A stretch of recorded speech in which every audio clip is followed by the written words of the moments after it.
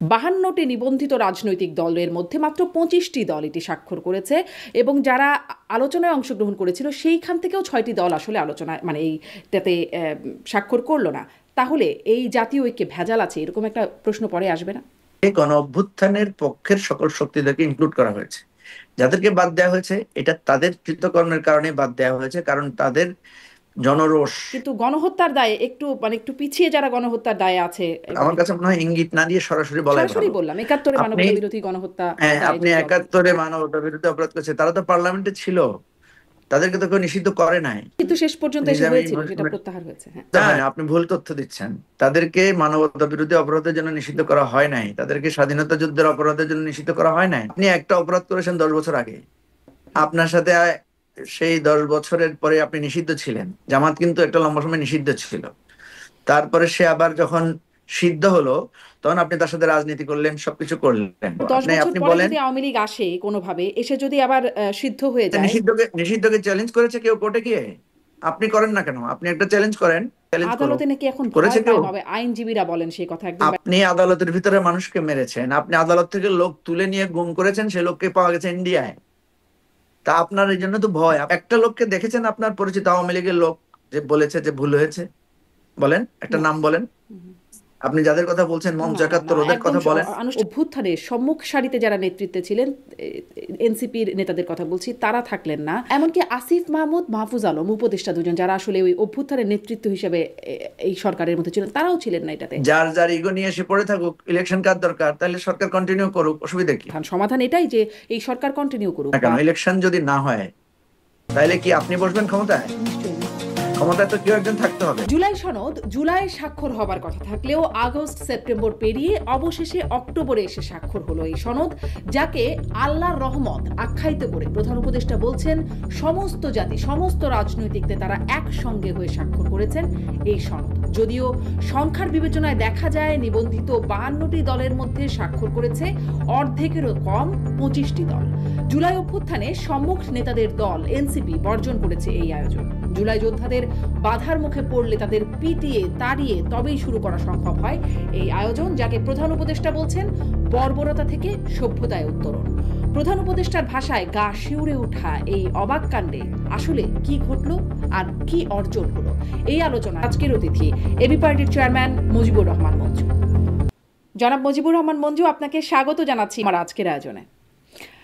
আপনার কাছে নিশ্চয়ই শুরু করব জুলাই সনদ। সেই জুলাই সনদ যেটি জুলাই স্বাক্ষর হবার কথা ছিল, আচ্ছা সেটি জুলাই হলো না, আগস্ট, তারপর সেপ্টেম্বর গিয়ে অক্টোবরে অবশেষে স্বাক্ষর হলো। সেখানে যেটি দেখলাম যে এনসিপি সহ বাম দল 6টি দল মোট স্বাক্ষর করলো না, যারা আলোচনায় অংশ নিয়েছিল। তারপরে দেখলাম স্বাক্ষরের আগে জামাতও একটা গাইগুই করলো, বিএনপিও বলল যে স্বাক্ষর করব কিনা সেটি গণমাধ্যমকে অপেক্ষা করতে হবে পরের দিন পর্যন্ত, আগের দিন বললো এই কথা। সবারই মধ্যে একটা দ্বিধা, একটা দ্বন্দ্ব স্বাক্ষর করা নিয়েছিল। আপনারা কি সন্তুষ্ট হয়ে স্বাক্ষর করলেন? আপনারা স্বাক্ষর করেছেন, পুরোপুরি সন্তুষ্ট, প্রক্রিয়া সবকিছু নিয়ে সন্তুষ্ট হয়ে স্বাক্ষর করলেন? হ্যাঁ শারমিন, প্রথম কথা হচ্ছে আমরা আসলে কিসে স্বাক্ষর করলাম? আমরা কিন্তু একটা অঙ্গীকারে স্বাক্ষর করেছি, এবং সেই অঙ্গীকারটা হচ্ছে 7টা অঙ্গীকারে 7টা পয়েন্ট আছে। একটা কথা হচ্ছে যে এই জুলাই যে সনদটা আমরা তৈরি করেছি, এটা আমরা যদি ক্ষমতায় যাই বা পার্লামেন্টে যাই তাহলে আমরা এটা বাস্তবায়ন করব। দ্বিতীয় হচ্ছে যে এই জুলাই সনদের প্রত্যেকটা অঙ্গীকার আমরা রক্ষা করব, এবং এই জুলাই যে অভ্যুত্থানটা হয়েছে এই অভ্যুত্থানটাকে আমরা কখনো আইনগতভাবে চ্যালেঞ্জ করব না, এবং এই জুলাই অভ্যুত্থানে যারা আহত হয়েছেন, নিহত হয়েছেন, তাদের দেখভাল করা এবং তাদের দায় দায়িত্ব এবং তাদের যে বিচার, এই বিচার প্রক্রিয়া আমরা অবশ্যই এটা আমরা বিচার করব। এই ধরনের বেশ কয়েকটা তারপরে মানে অঙ্গীকার, আসলে এই অঙ্গীকার আমরা স্বাক্ষর করেছি। এখন প্রথম কথা হলো যে জুলাই সনদে যা যা আছে সেটার সাথে আমরা একমত কিনা। আমরা তো টোটাল জুলাই সনদে যে 84টা পয়েন্ট আছে, 84টা পয়েন্টের সাথে বেশিরভাগ ক্ষেত্রেই দেখা গেছে আমরা একমত হয়েছি। কিছু কিছু জায়গায় দেখা গেল বিএনপি নোট অফ ডিসেন্ট দিয়েছে, আরো 2-1টা দল আছে যারা বিএনপির দেখা দেখি তারাও নোট অফ ডিসেন্ট দিয়েছে। আর 5 দল যেটা আপনি 4 দল যেটা বললেন যে বাম অনুরাগী 4টা দল, তারা কিছু কিছু জায়গায় একটা বা দুইটা জায়গায় তারা নোট অফ ডিসেন্ট দিয়েছে। কারণ আমাদের আলোচনা ছিল যে এই নোট অফ ডিসেন্ট গুলো যারা দিয়েছেন সেইটার বাস্তবায়নটা কিভাবে হবে। এই নোট অফ ডিসেন্টটা কি কার্যকর থাকবে, নাকি এই নোট অফ ডিসেন্ট সহ আমরা পাশ করব। তো নোট অফ ডিসেন্ট যেখানে দেওয়া হয়েছে সেখানে বলা হয়েছে যে এটা স্ব দল তারা যদি ম্যান্ডেট পায় তাহলে তারা সেটার ব্যাপারে তাদের ওই নোট অফ ডিসেন্টটা কার্যকর হবে। আদার দেন যেটা স্বাক্ষর হয়েছে এটাই মানে প্রিভেইল করবে, এই ধরনের একটা কথা সেখানে বলা হয়েছে। আমরা চেষ্টা করেছিলাম বা এখনো আমাদের সেই দাবিটা আছে, আমরা যারা যারা নোট অফ ডিসেন্ট দিয়েছেন তাদেরকে বলছি যে ভাই আপনাদের নোট অফ ডিসেন্ট গুলো আপনারা প্রত্যাহার করে নেন।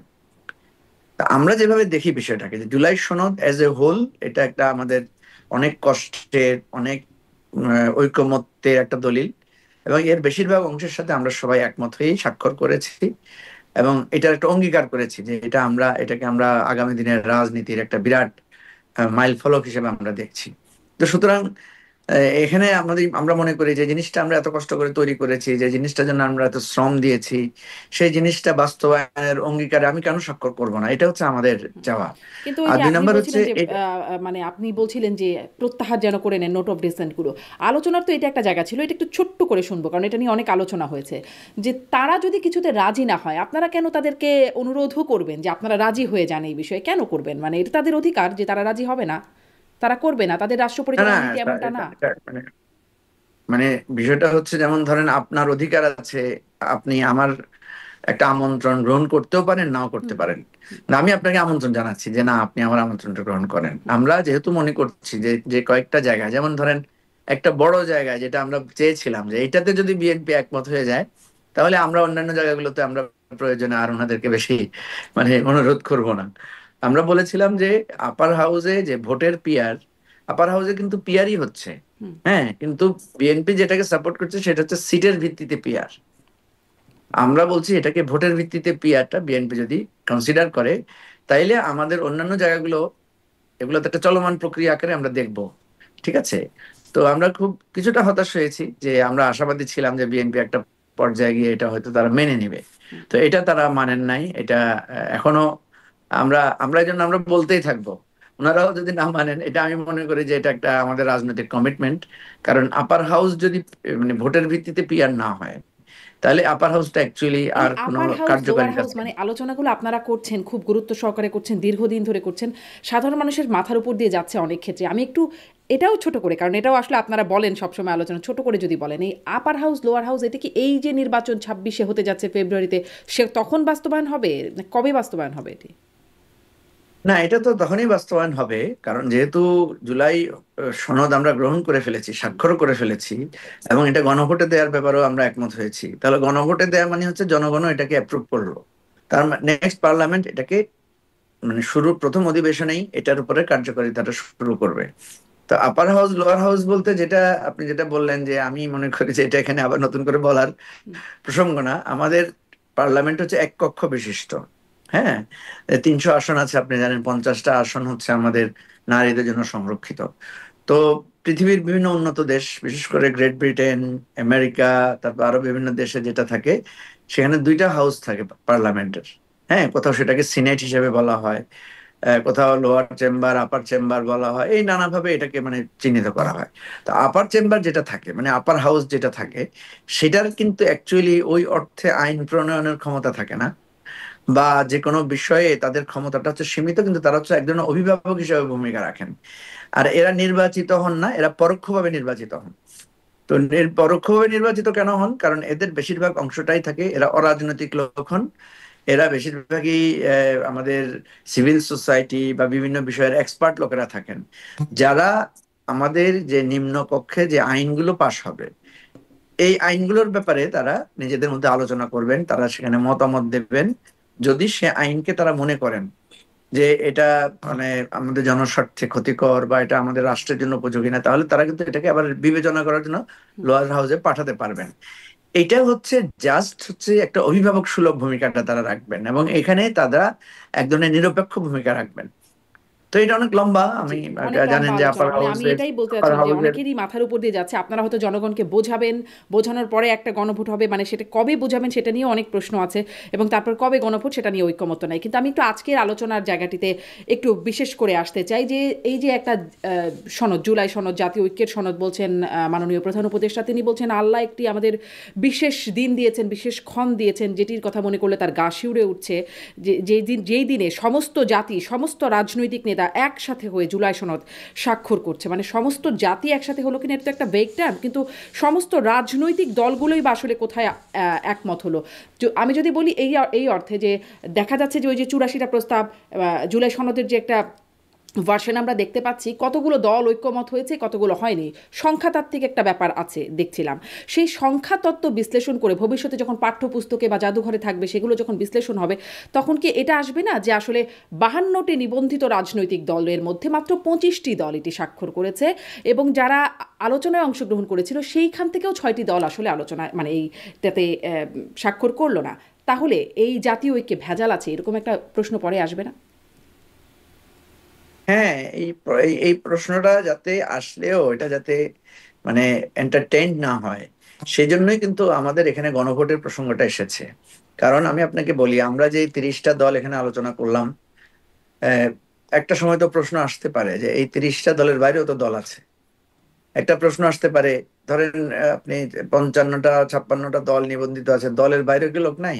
হুম। দলের বাইরেও তো লোক আছে। আপনি বাংলাদেশের নাগরিক, আপনি তো কোনো দল করেন না, তাই না? তা আপনিও তো বলতে পারেন যে আমার মতামতটা কোথায়। তো এখানে কয়েকটা ভাবে আমরা জনমতের, মানুষের মতামত নেওয়ার চেষ্টা করা হয়েছে। আপনি জানেন যে কমিশনগুলো যখন কাজ করেছে, তারা পাবলিকলি ওপিনিয়ন সিক করেছে, পাবলিকলি ওপিনিয়ন দেওয়ার জন্য বলেছে। এবং যখন আবার তারা বিভিন্ন প্রস্তাব দিয়েছে, সেখানেও তারা এক ধরনের জরিপ, এক ধরনের মতামত গ্রহণ করেছে, ওয়েবসাইটে সরাসরি মানুষকে ইনভলভ করেছে। এখন আপনি হয়তো বলতে পারেন যে ওয়েবসাইট, তারপরে জরিপে কত পার্সেন্ট লোক অংশগ্রহণ করে। এবং এই কারণেই কিন্তু এই দেখবেন, প্রতিদিন আমাদের টক শোতে আলোচনা হচ্ছে, প্রতিদিন এগুলো নিয়ে বিশ্লেষণ হচ্ছে, পত্রিকায় রিপোর্ট হচ্ছে, এবং দেন ফাইনালি আমরা বলছি যে গণভোট দিতে হবে। গণভোট যখন হয়ে যাবে, তখন আমরা একটা দায় মুক্ত হলাম হুম। যে ভাই আপনার মতামত তো আমরা চেয়েছিলাম এটার জন্য, ঠিক আছে? তখন ধরেন গণভোটে যদি, সাধারণত গণভোটে যদি 100 ভাগ লোক উপস্থিত না হয়, 20 ভাগ লোক না হয়, যে উপস্থিত হয় না, এটার দায় তো আর আমাদের মধ্যে থাকে না, মানে জন রাষ্ট্রের উপর আর থাকে না। সে মনে করে যে না, আমি তো আপনাকে আহ্বান করেছিলাম, আপনার ক্ষমতা ছিল, আপনি আপনি হয়তো আপনি সে ক্ষমতাটা প্রয়োগ করেন না, এখানে তো আর কিছু বলার নাই। হুম। আমরা এমনি সাধারণত গণতান্ত্রিক ভাবে কি করি, ইলেকশনের দিন আমরা ভোট চাই, কেউ ভোট না দিলে তার মতামতের তো আর এখানে গুরুত্ব থাকে না। তো সেই অর্থে আমি আপনার সাথে একমত যে যখন এটা গণভোট নিয়ে ফেলা হবে, তখন আর কেউ আমরা এটার বাইরে থাকলাম না, তার মানে কি দল বন্ধুরা বলেন কি। আমার, মঞ্জু, গণভোট যখন হবে তখন আসলে এই কথাটা সত্যি। প্রধান উপদেষ্টা আজকে যেটি বলছেন যে মহান ক্ষণ আল্লাহ আমাদেরকে এটি দিয়েছেন, যেদিন সমস্ত রাজনৈতিক দল, সমস্ত জাতীয় ঐক্যবদ্ধ হলো, মানে এটি আজকের জন্য সঠিক না, যেদিন গণভোট হবে সেদিনের জন্য সঠিক। না না না, এটা এটা তো স্বাভাবিকভাবে, কারণ আজকের প্রসঙ্গটা তো শুধু রাজনৈতিক দলগুলোর সাথে সম্পৃক্ত, ঠিক আছে? এবং এটাই নিয়ম। আমরা সাধারণত দেখবেন, আপনি পরোক্ষভাবে যখন সিদ্ধান্ত নেই, পার্লামেন্টে যখন সিদ্ধান্ত নেয়, পার্লামেন্টের মাত্র 300 লোক মিলেই তো সিদ্ধান্ত নেয়, তাই না? তারা কিন্তু জনগণের সে কার প্রতিনিধি, প্রতিনিধিত্ব জনগণের করে? প্রতিনিধি। জনগণের প্রতিনিধি, হ্যাঁ। এখন যেহেতু পার্লামেন্ট নাই, এখন তো আমরা একটা বিশেষ পরিস্থিতির মধ্যে আছি, পার্লামেন্ট নাই। এখন কেউ আমরা নির্বাচিত না, স্বয়ং আমাদের প্রধান উপদেষ্টা উনি নির্বাচিত না। এখন একটা বিশেষ পরিস্থিতিতে একটা অন্তর্বর্তীকালীন সরকার, এবং এটা জনগণের অভিপ্রায় একটা গণ অভ্যুত্থানের মধ্যে দিয়ে তৈরি হয়েছে। সুতরাং এই কারণেই আমরা এই কমিশন গুলো করা হয়েছে, নানা শ্রেণী পেশার মানুষের মতামত নেওয়া হয়েছে। এই জিনিসটাই আপনি যেহেতু পরবর্তীতে আপনি যেটা মানে মতামত নেবেন, তখন এটার ফুল কোর্সটা কমপ্লিট হবে। আজকে সকল রাজনৈতিক দলের প্রতিনিধি, সুশীল সমাজের প্রতিনিধি, প্রশাসনের প্রতিনিধিরা ছিলেন, কোথায় তাদের সকল উপস্থিতিতে রাজনৈতিক এটা দলের প্রতিনিধি ছিলেন? আবারও তো সংখ্যাতত্ত্বে অর্ধেকেরও কম হয়ে যায়। না, মানে আমি বলতে চাচ্ছি সকল বলতে, ধরেন এখানে একটা প্রশ্ন আসতে পারে যে আওয়ামী লীগের প্রতিনিধি নাই, প্রশ্ন আসতে পারে জাতীয় পার্টির প্রতিনিধি নাই। এটা তো আমাদের পুরা ইয়ার মধ্যে ছিল না। হুম। কারণ কেন ছিল না, এখানে একটা বড় প্রশ্ন হচ্ছে, আমি যদি আপনাকে প্রশ্ন করি শেখ হাসিনা নাই কেন বাংলাদেশ, ঠিক আছে? উনি তো একটা দলের সভানেত্রী, তাহলে উনি আমাদের বাংলাদেশে এখন নাই কেন? বা আওয়ামী লীগের সেক্রেটারি উনি বাংলাদেশে নাই কেন? ওনারা ওনারা বাংলাদেশ ছেড়ে পালিয়ে গেলেন কেন, তাই না? তাহলে ওনাদের কৃতকর্মের জন্য ওনারা নাই। আপনি যেটা ওনাদের বলছেন যে কৃতকর্মের জন্য সকল ওনারা পালিয়ে রাজনৈতিক গেছেন এবং তারপরে আইনগতভাবে এখন সেটি যেটা যতই প্রশ্ন থাকুক কিন্তু তাদের এখন কর্মকাণ্ড নিষিদ্ধ আছে, অতএব যেহেতু তাদের কর্মকাণ্ড নিষিদ্ধ আইনগতভাবে তারা থাকবেন না, এটাই খুবই স্বাভাবিক। কিন্তু আরও তো রাজনৈতিক দল আছে এর বাইরে, মানে তারাও, তাদেরকে আসলে কোন আইনের ভিত্তিতে আপনারা বাদ রাখলেন, এই প্রশ্নগুলো কি ভবিষ্যতে উঠবে না? না না, এই প্রশ্ন উঠার জন্যই তো গণভোট। আপনি একটা জিনিস, প্রশ্ন হচ্ছে জি, যে এই এটি প্রশ্নটা স্পষ্ট। যাতে না উঠে, এই প্রশ্নটা যাতে কেউ আর করতে না পারে, হুম। সেই জন্য গণভোট। আমি আপনাকে খোলামেলা ভাবে বলি, আপনিও খোলামেলা বললে ভালো হইতো। আপনি কোন রাজনৈতিক দলগুলোকে বোঝাতে চাচ্ছেন? যেমন যারা যদি আসলো না, আপনি মানে যদি বলেন, 52টা রাজনৈতিক দল, হ্যাঁ, আমি এটাই প্রশ্ন করছিলাম জনাব মুজিবুর রহমান মঞ্জু, মানে কোন, আমি নাম ধরে যদি না বলে এটা বলি যে সংখ্যাতত্ত্ব, তো মানে আমি যেই ভার্সনটা না না দেখছিলাম না, ঠিক আছে, জুলাই সনদের, সংখ্যা এতগুলো তত্ত্ব, দল একমত হয়েছে, সংখ্যা, 32টা দল হয়েছে, 29টা দল হয়েছে, এরকম দলের সংখ্যা হিসাবে বলা হচ্ছে। তো সেই সংখ্যাতত্ত্বের হিসেবে হ্যাঁ, না, 52টা রাজনৈতিক নিবন্ধিত দল আছে, তার মধ্যে 25টা দল স্বাক্ষর হ্যাঁ, করেছে। বিষয়টা তো এরকমই দেখা যাবে হ্যাঁ, আমি যদি। আপনাকে বলি, হ্যাঁ, আমি আপনাকে বলি যে যে দলগুলোকে মানে আমন্ত্রণ জানানো হয় নাই ঐকমত্য কমিশনে, ঠিক আছে, আপনার মনে থাকার কথা, জাতীয় পার্টিতে, জাতীয় পার্টিকে কিন্তু ডক্টর ইউনূসের মানে শপথের দিন আমন্ত্রণ জানানো হয়েছিল, তারা গিয়েছিল। পরে দেখা গেল জনরোষ বা অন্যান্য রাজনৈতিক দলের আপত্তির কারণে আস্তে আস্তে তাদেরকে বাদ দেওয়া হয়েছে। এখানে অত্যন্ত পরিষ্কার, গণ অভ্যুত্থানে যারা বিরোধী শক্তি, যারা ফ্যাসিবাদের পক্ষের শক্তি ছিল, তাদেরকে বাদ দিয়ে গণ অভ্যুত্থানের পক্ষের সকল শক্তিদেরকে ইনক্লুড করা হয়েছে। যাদেরকে বাদ দেওয়া হয়েছে, এটা তাদের কৃতকর্মের কারণে বাদ দেওয়া হয়েছে, কারণ তাদের জনরোষ, হ্যাঁ, তাদের মানে তাদের প্রতি মানুষের যে ঘৃণা এবং অপছন্দের জায়গাটা তৈরি হয়েছে। এখন আমাদের কারো সামর্থ্য নাই। সে ফর এক্সাম্পল ধরেন, আমি যদি এখন চাইও যে না ঠিক আছে, আওয়ামী লীগকে আমি একটা রিকনসিলেশন প্রসেসের মধ্য দিয়ে আওয়ামী লীগকে আমি তাকেও জনগণের মানে অন্তর্গত করব, সে অন্তর্গত করার সুযোগ নাই। কারণ আপনি দেখেছেন যে একটা গণ অভ্যুত্থান অনিবার্য হয়েছিল, এবং সে অনিবার্য গণ অভ্যুত্থানের পরিণতিতে মানে তারা দেশ ছেড়ে পালিয়েছে। এবং আওয়ামী লীগ, জাতীয় পার্টি সহ একটা বিরাট একটা অংশ, তারা এই গণহত্যার দায় তাদের উপর আছে। আমরা সাধারণত যেটা করি, এটা মানুষ যখন অপরাধ করে তার বিচার হওয়ার আগে তাকে জেলে বন্দি করা হয়, ঠিক আছে। কেন তাকে বন্দি করা হয়? কারণ তাকে ন্যায় বিচারের স্বার্থে বন্দি করা হয়, কারণ সে যদি বাইরে থাকে সে বিচারকে প্রভাবিত করতে পারে, সে যদি বাইরে থাকে সে পালিয়ে যেতে পারে, সে নানাভাবে এই বিচার প্রক্রিয়াতে বাধাগ্রস্ত গ্রস্ত করতে পারে। তো সেজন্য যারা গণ অভ্যুত্থানের বিরোধী শক্তি, যারা আমাদের গুম খুন লুটপাট লুটতরাজ ভোট চুরি এবং আমাদের এই গণতন্ত্রকে ধ্বংস করার কাজে ছিলেন, তাদেরকে এই প্রক্রিয়া থেকে বাইরে রাখা হয়েছে। এবং এই প্রক্রিয়া থেকে বাইরে না রাখা ছাড়া আমাদের কাছে দ্বিতীয় কোনো অপশন নাই। কারণ তারা নিজেরাই পালিয়ে গেছে এবং তারা নিজেরাই এই মানে মানে মানুষের আবারও গণশত্রুতে পুরনো নিজেদেরকে প্রশ্নগুলোই চিহ্নিত। ঘুরে ঘুরে আসছে, মানে গণহত্যার জন্য দায়ী দলকে রাখা আসলে যৌক্তিক না, নিশ্চয়ই। কিন্তু গণহত্যার দায়ে একটু, মানে একটু পিছিয়ে যারা গণহত্যার দায়ে আছে, মানে একটু অতীতে যারা, 71-এর কথা বলছি, তারা আবার ঠিকই সগৌরবে থাকতে পারেন, তাতে সমস্যা হয় না। আপনারা জনরোষকে আমলে নিচ্ছেন নিশ্চয়ই, নিঃসন্দেহে। 24-এ গণঅভ্যুত্থান হয়েছে, আমলে তো নিতেই হবে, কিন্তু জন আবার সমর্থনও যে যাদের পক্ষে আছে, মানে জরিপগুলো বলছে কত জনসমর্থন আছে, সেটিও একটা বড় সংখ্যার মানুষের সমর্থন আছে, তাদেরকে কিভাবে আমলের বাইরে রাখছেন? না, আমলের বাইরে রাখছি না তো, আপনি বারবার একই কথাই বলছেন। আমলের বাইরে তো আমরা রাখছি না, আমরা প্র্যাকটিক্যাল প্রবলেমটা বুঝেন। এই যে আপনি এখন ইঙ্গিত দিয়ে বললেন না গণহত্যা, আমার কাছে মনে হয় ইঙ্গিত না দিয়ে সরাসরি বলাই সরাসরি ভালো। বললাম, 71-এ আপনি, মানবতা বিরোধী গণহত্যা হ্যাঁ, দায়ে আপনি যে দল। 71-এ মানবতা বিরুদ্ধে অপরাধ করেছে, তারা তো পার্লামেন্টে ছিল, তাদেরকে তো কেউ নিষিদ্ধ করে নাই। হুম। পার্লামেন্টে শেখ হাসিনা, নিষিদ্ধ শেষ পর্যন্ত এসে নিজামী, হয়েছিল, সেটা প্রত্যাহার হয়েছে, হ্যাঁ। হ্যাঁ, নিষিদ্ধ হয় না, আপনি ভুল তথ্য দিচ্ছেন। তাদেরকে মানবতা বিরোধী অপরাধের জন্য নিষিদ্ধ করা হয় নাই, তাদেরকে স্বাধীনতা যুদ্ধের অপরাধের জন্য নিষিদ্ধ করা হয় নাই। তাদেরকে একটা ঠুনকো অজুহাত দিয়ে একটা মানে আইনি প্রক্রিয়া ছাড়া নিষিদ্ধ করা হুম। হয়েছে। অথচ তাদের সাথে একসাথে আন্দোলনও করা হয়েছে, তাদের সাথে একসাথে পার্লামেন্টও বসা হয়েছে, তাদের সাথে সব কাজ করা হয়েছে।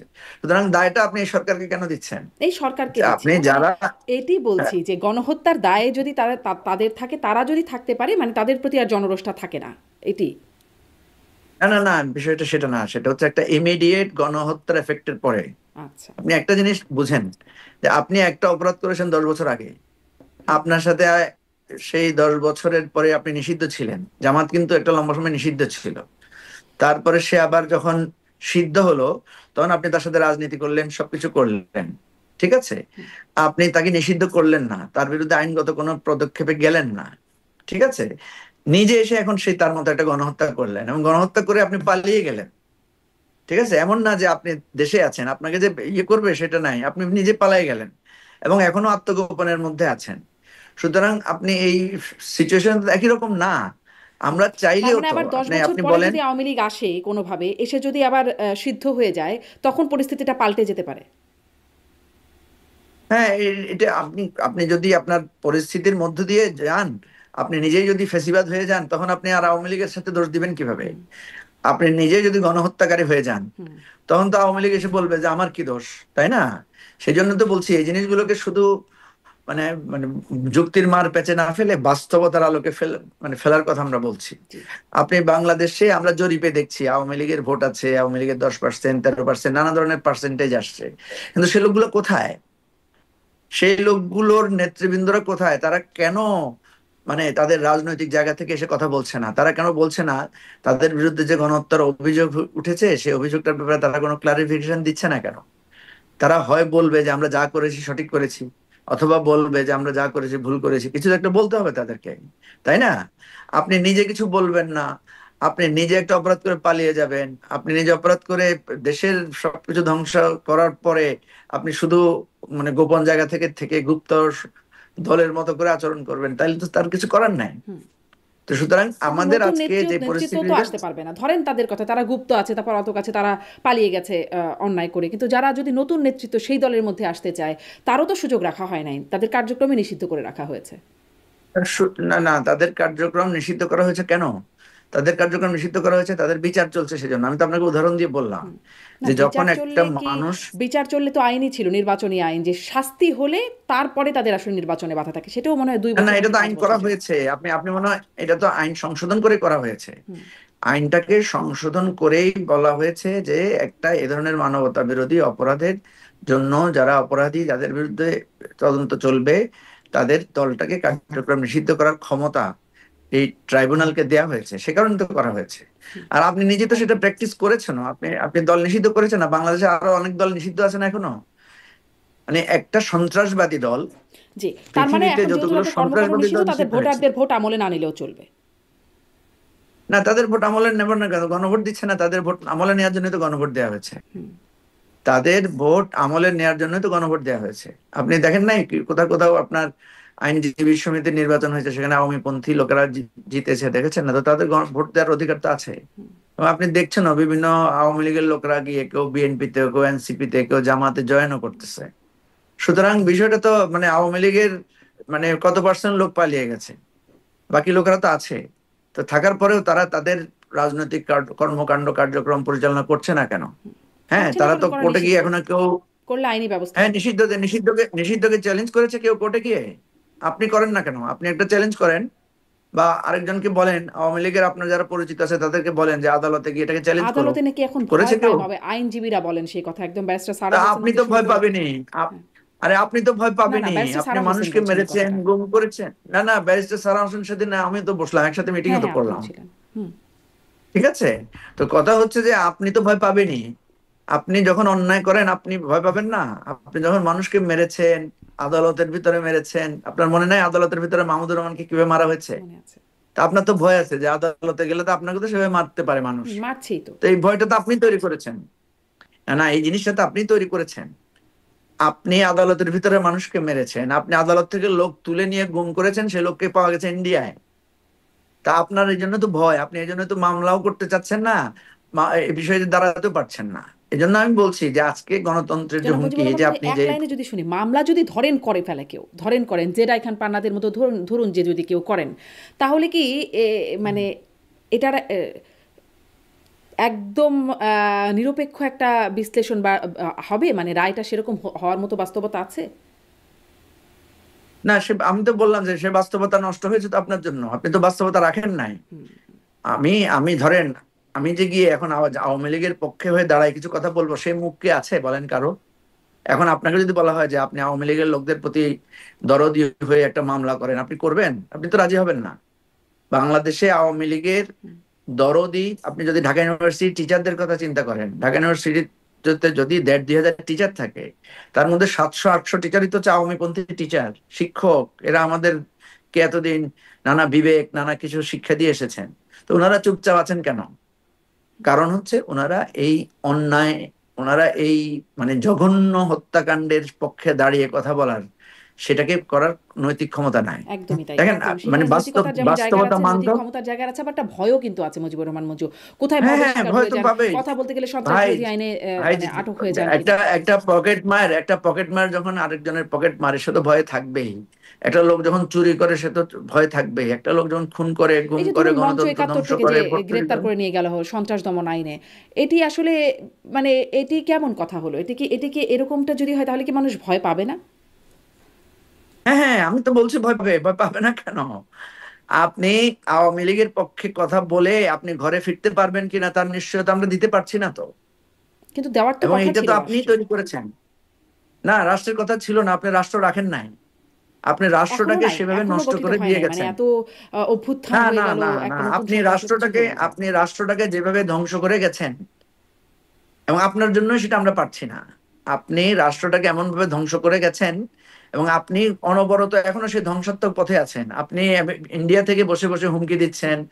আপনার লোকেরা ফেসবুকে বলছে যে আর কয়েকদিন আছে, খেয়ে নাও, আসতেছি, ধরবো, মারবো। আপনি নিজে মবের হুমকি দিচ্ছেন যে মানে তোমরা খায়া টায়া নাও, তারপরে দেখো আমরা আসলে তোমাদেরকে কি করি। আপনি নিজে সারাক্ষণ মবের হুমকি দিচ্ছেন, এবং হুমকি দিচ্ছেন বলে আপনার উপর মবের ঝুঁকিটাও আপনার উপর তৈরি হয়ে আছে।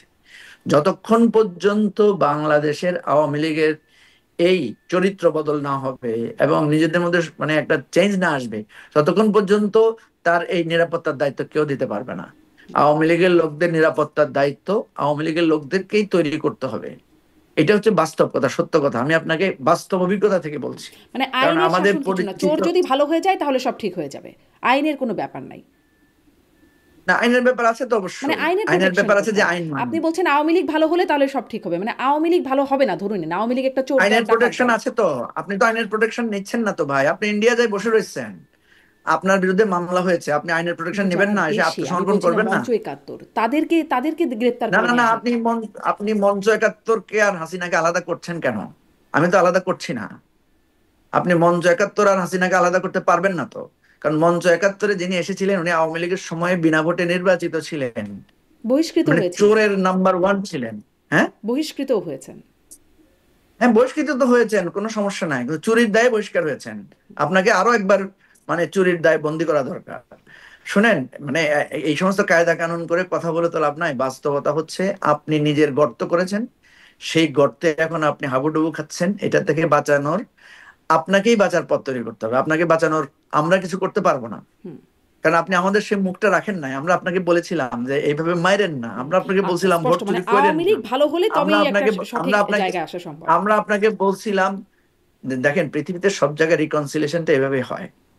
যিনি অন্যায় করেন, আপনি দেখেন না আমাদের দেশে সালিশ হয়, একটা লোক ভুল করে, অন্যায় করে, সে স্বীকার করে, তাকে কিছু শাস্তি দেওয়া হয়, তারপর কিছু জরিমানা করা হয়, তারপর তাকে মওকুফ করা হয়। আওয়ামী লীগকে শাস্তি পেতে হবে। যারা নিরপরাধ আছে তারা বলতে হবে যে আমি নিরপরাধ, এই কারণে যুক্তি দিবে। তারপর একটা রিকনসিলিয়েশন প্রসেস আগাবে। একটা লোককে দেখেছেন আপনার পরিচিত আওয়ামী লীগের লোক যে বলেছে যে ভুল হয়েছে? বলেন একটা না। নাম বলেন। আপনি যাদের কথা বলছেন মঞ্চ না, না, না, একাত্তর, ওদের একদম কথা বলেন। তারা আনুষ্ঠানিকভাবে কেউ স্বীকার করে নাই কোনো ভুল। হ্যাঁ, কেউ কি এসে বলেছে যে ভাই শেখ হাসিনা যেটা করেছে খুব অন্যায় করেছে, শেখ হাসিনা 3টা নির্বাচন চুরি করে করেছে, এটা আমাদের অধিকার নষ্ট করেছে, বলেছে কেউ? তা আপনি কেমনে আশা করেন, আপনি কিভাবে আশা করেন যে আপনি আমার আইনের শাসন থেকে সবকিছু ধ্বংস করে দিবেন, আর দায় সব আমার উপর, যে না, আপনাকে না, আবার দায় করার, আপনি দায় কিছু নিশ্চয়, দায় আমি নিতে আসলে হবে না? বলছিলাম আইনের শাসন যদি প্রতিষ্ঠিত হয় তাহলে সেটি সকলের জন্য সমানভাবে প্রতিষ্ঠিত আইনে হওয়ার কথা। আইনের শাসন প্রতিষ্ঠিত করার জন্য আমরা বলছি যে সংস্কার করতে হবে। আইনের শাসন প্রতিষ্ঠিত করার জন্যই আমরা বলছি সুপ্রিম কোর্টকে স্বাধীনতা দিতে হবে। আপনি তো সুপ্রিম কোর্টকে স্বাধীনতা দেন না, দলীয় বানিয়েছেন। অতএব আর এখনো এখন আবার স্বাধীনতা সেটা আপনি তার কাছে প্রতিষ্ঠিত অ্যাচিভমেন্ট ভাবেই থাকবে, মানে ধ্বংসস্তূপেই আমরা আছি। না, ধ্বংসস্তূপকে উদ্ধার করার জন্যই তো আমরা চেষ্টা করছি। ধ্বংসস্তূপ থেকে উদ্ধার করার জন্যই আমরা বলছি যে প্রধান বিচারপতির নিয়োগ প্রধানমন্ত্রী একা দিতে পারবেন না। দুদকের প্রধানমন্ত্রী একা দিতে পারবেন না। সেজন্য আমরা বলছি চিফ ইলেকশন কমিশন প্রধানমন্ত্রী একা নিয়োগ দিতে পারবেন না। এই সংস্কারের কথাই আমরা বলছি। আমরা বলছি প্রধানমন্ত্রী একাধিক ক্রমে বা আলাদা করে হোক 10 বছরের বেশি ক্ষমতা থাকতে পারবেন না। আপনি যেটা বলছেন এই সংস্কারের জন্যই তো আমরা হাত দিয়েছি, জি। সেটার জন্য আজকে জুলাই সনদটা জি, স্বাক্ষরিত যেটির হয়েছে। বাস্তবায়নে আবার সেই গণভোটের জায়গায় আছে। আমি একটু আবারও আজকের বক্তব্যে আসি। প্রধান উপদেষ্টা বলছেন, আহ, ওই যে ঐতিহাসিক বলছেন, জাতীয় ঐক্যকে বলছেন অবাক কাণ্ড, সারা দেশ দেখলো, সমস্ত রাজনৈতিক দলগুলো চমৎকারভাবে আলাপ করলো। কিন্তু এই যে অবাক কাণ্ড বলছেন যাকে, সমস্ত রাজনৈতিক দলগুলো কিন্তু যেই জুলাই মানে অভ্যুত্থানের সম্মুখ সারিতে যারা নেতৃত্বে ছিলেন, এনসিপির নেতাদের কথা বলছি, তারা থাকলেন না। যারা আসলে প্রধান উপদেষ্টাকে যাদেরকে নিয়োগকারী হিসেবে আখ্যা দেন, তারা তারা এই জুলাই অভ্যুত্থানে নেতৃত্ব দানকারী দল হিসেবেই তারা প্রধান তিনটি দলের একটি দল হিসেবে সবসময় গণ্য হচ্ছেন। সেই প্রধান তিনটি দলের একটি দল থাকলো না। এবং এমনকি আসিফ মাহমুদ, মাহফুজ আলম উপদেষ্টা দুজন, যারা আসলে ওই অভ্যুত্থানের নেতৃত্ব হিসেবে এই সরকারের মধ্যে ছিলেন, তারাও ছিলেন না এটাতে। এটি আসলে অবাক কাণ্ড মনে হলো না? যে মানে প্রধান উপদেষ্টা অবাক কাণ্ড বলছেন, এটি অবাক না, কাণ্ড? মাহফুজ আলম আর আসিফ মাহমুদ ছিলেন, এই তথ্যটা আপনার সঠিক না। ওনারা ছিলেন, আমি ওনারা দেখছিলাম এসেছিলেন। পত্রিকা, আমি মানে ক্যামেরাতেও দেখতে পাইনি তাদেরকে, বা পত্রিকাতেও দেখলাম, যুগান্তরের কেবলই দেখছিলাম যে যাই ছিলেন হোক, না। আপনি আপনি আপনি আরেকবার চেক করলে পাবেন যে তারা ছিলেন, একটু দেরিতে এসেছেন, কারণ হয়তো আজকে হিউজ ট্রাফিক ছিল, আমরা কেউই সঠিক সময়ে গিয়ে উপস্থিত হতে পারি নাই। আপনি যেটা বললেন যে একটা দল উপস্থিত হয় নাই, দেখেন আজকের অনুষ্ঠান ছিল সনদ স্বাক্ষর। সনদ তো আগেই ফাইনাল হয়ে গেছে, হুম। সনদ চূড়ান্ত হয়েছে আগে, এবং সেই সনদ চূড়ান্ত হওয়ার ব্যাপারে আমরা সবাই একমত হয়েছি with few note of dissent. ঠিক আছে, এরপরে আমাদেরকে জুলাই মানে ঐকমত্য কমিশন থেকে জানতে চাওয়া হয়েছে আপনারা সনদে কারা কারা স্বাক্ষর করবেন, নাম পাঠান। আমরা সবাই নাম পাঠিয়েছি এবং এনসিপি থেকেও নাম পাঠানো হয়েছে। এনসিপির আহ্বায়ক এবং সদস্য সচিবের নাম তারা পাঠিয়েছে, তাদের জন্য আজকে চেয়ারও ছিল। তাহলে আজকে হঠাৎ করে তাদের যে অনুপস্থিতি, ধরে নিলাম যে মাঝখানে হয়তো কোনো কিছু তাদের নতুন করে দেখা দিয়েছে বলে তারা, এটাও তাদের অধিকার আছে। ঠিক আছে, আমি যদি অধিকারের জায়গা থেকে দেখি যে আমি সনদ একমত হয়েছি, সনদ স্বাক্ষরের জন্য নামও পাঠিয়েছি, এরপরও কবে সনদের দিন পাঠালেন আমি আসলে উপস্থিত সনদ হইনি। স্বাক্ষরের জন্য নাম? কারণ আমরা গতকাল বা তার আগের দিন তখনও জানছি যে এনসিপি স্বাক্ষর করবে না, তারা জানিয়ে দিচ্ছে গণমাধ্যমে। স্বাক্ষর স্বাক্ষর করবে না, এটা তো ধরেন আমরাও বহুবার বলেছি যে সনদ বাস্তবায়নের বিষয়ে পরিষ্কার না হলে আমরা স্বাক্ষর করব না। সনদ বাস্তবায়নের বিষয়ে তো আমাদের মধ্যে আলোচনা হয়েছে, আলোচনায় আমরা ফিক্স করেছি কয়েকটা পদ্ধতি, এবং সেই পদ্ধতিতে যখন আমরা একমত হতে পারি নাই, তখন আমরা বলেছি যে এটা এখন সরকারের হাতে, সরকার একটা সিদ্ধান্ত দিলেই হবে। ঠিক আছে, এই জিনিসগুলো একদম খোলামেলা পাবলিকলি লাইভ অনুষ্ঠানের মধ্য দিয়ে আলোচনা হয়েছে। এখন প্রশ্ন হচ্ছে, সনদ আলোচনায় আমরা ছিলাম, সনদ আলোচনায় সনদ প্রস্তুতের ব্যাপারে আমরা একমত হয়েছি, ওই যে ওই সনদ প্রশ্নটা, কবে বাস্তবায়নের আসলে নাম ব্যাপারে পাঠালেন আহ্বায়ক এবং দুজনের নাম পাঠালেন এনসিপি থেকে, কবে পাঠিয়েছেন? নাম নাম পাঠিয়েছে আরো 3 দিন আগে। 3 দিন আগে আমাদের কাছ থেকে যখন চাওয়া হয়েছে, আমরা একটা নির্ধারিত টাইম ছিল, সেখানে সবাই নাম পাঠিয়েছি। ঠিক আছে, তাহলে আপনি নামও পাঠালেন, নাম পাঠালেন মানে আপনি উপস্থিত থাকতে হবে, বাধ্যতামূলক বিষয় না। আমি বলছি প্রসেসটা আপনি এগ্রি করেছেন। এখন এনসিপি আজকে যে কথাটা বলে তারা মানে অনুপস্থিত ছিল, তারা বলছে তারা বাস্তবায়নের স্বীকৃতিটা দেখে তারপরে তারা স্বাক্ষর করবে। তারা স্বাক্ষর করবে না কিন্তু বলে নাই, তারা বলেছে তারা বাস্তবায়নের মানে প্রক্রিয়াটা দেখে তারপরে তারা স্বাক্ষর করবে। ঠিক আছে, আপনাকে একটা কথা বলি, আজকে আমরা যে অঙ্গীকারটা করেছি এটা হচ্ছে আমরা পার্লামেন্টে যখন নির্বাচিত হব এবং আমরা যদি সরকারে থাকি, আগামী দিনে আমরা এই কাজগুলো করব। প্রত্যেক দল তার নিজের নিজের অঙ্গীকারটা সে সেখানে স্বাক্ষর করেছে। সুতরাং আজকে কারো অ্যাবসেন্সে কেউ আসতে পারে নাই, ধরেন কেউ কেউ একটা দল তো অসুস্থতার জন্য আসতে পারে নাই, কোনো একজন নেতা হয়তো দেখা গেল, তিনি তো পরে স্বাক্ষর করতে পারবেন। কথা হচ্ছে আমরা তো এগ্রি করে ফেলেছি এটার সাথে। কথাটা হচ্ছে আপনার সাথে আমি বাড়ি ভাড়া চুক্তি করে ফেলেছি, বাড়ি ভাড়ার একমত হয়েছে, এখন শুধু ডিড সাইন বাকি। ডিড সাইনের আজকে একটা আনুষ্ঠানিক তারিখ ছিল, এই তারিখে বেশিরভাগ দল এসেছে, বেশিরভাগ দল এসে স্বাক্ষর করেছে। একটা দল আসে নাই, তারা বলেছে তারা স্বাক্ষর করবে, বাট তারা আগে এটা কিভাবে বাস্তবায়ন হয় সেটা দেখতে চায়। এটাই একটা কারণ। এখন এর বাইরে আরেকটা যেটা, মানে সেটা হচ্ছে চুক্তি জুলাই তখনই যোদ্ধাদের কথা কার্যকর আপনি হয় যেটা যখন সেটি বলছেন। স্বাক্ষর হয়। আসলে চুক্তিতে স্বাক্ষর একটি মানে অন্যতম উপাদান চুক্তি সম্পন্ন হবার। হ্যাঁ, এটা তো হতেই পারে, ধরেন আপনি সবকিছু করলেন, আপনি বাড়ি ভাড়া ঠিক করলেন, এরপরে চুক্তি স্বাক্ষর করলেন না, তাহলে তো বাড়ি ভাড়া হবে না। ঠিক হবে না। আছে, তো সেটা তো একটা দল, আপনার 32টা দল আলোচনা করলো, 25টা দল স্বাক্ষর করলো, আর 7টা দল এখনো করে নাই।